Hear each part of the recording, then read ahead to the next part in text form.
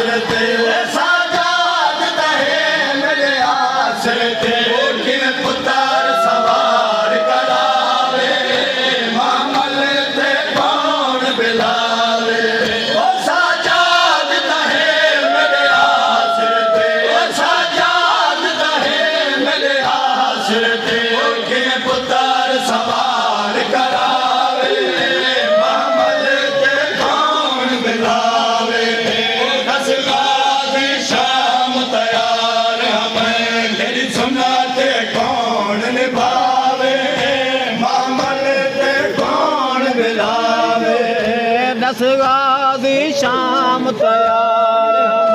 साजाद तहे मेरे आसर ते साजाद तहे मेरे आसर ते फिर पुत्र सवार करावे मामल ते कौन बिलावे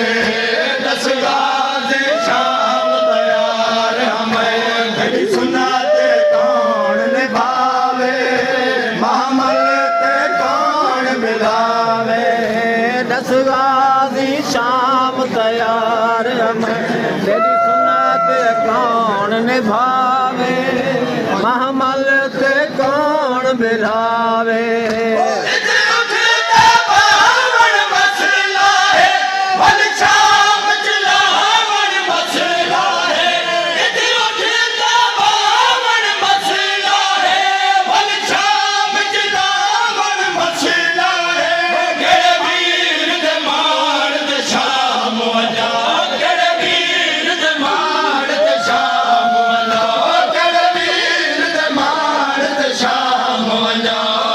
शाम च कौन लहावे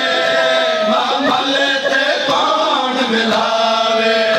दस गाजी शाम तैयार हमें तेरी सुन्नत कौन निभावे महमल ते कौन बिलावे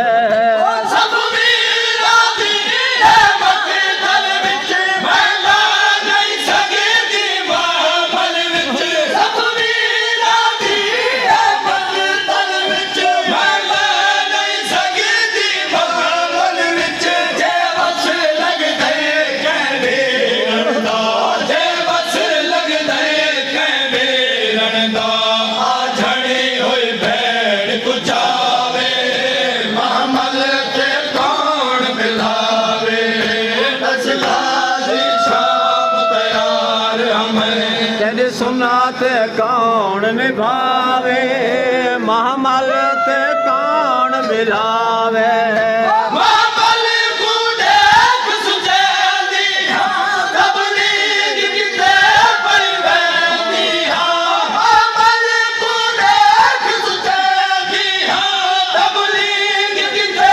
पैवेंदी हाँ एक जाफर तैयार करे एक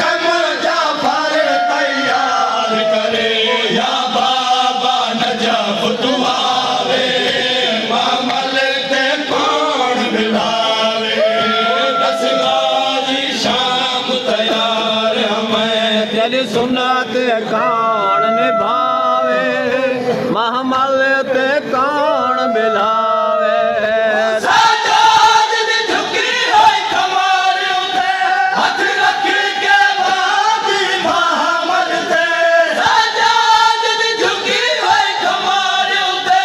हथ रख के बाबी मामल ते भला अपने कैदी बचड़े दे भला अपने कैदी बचड़े दे किवें अमोड़े जख्म लुकावे मामल ते कौन मिलावे दस गाजी शाम तैयार मैं तेरी सुन्नत कौन निभावे महमल ते कौन बिलावे सुन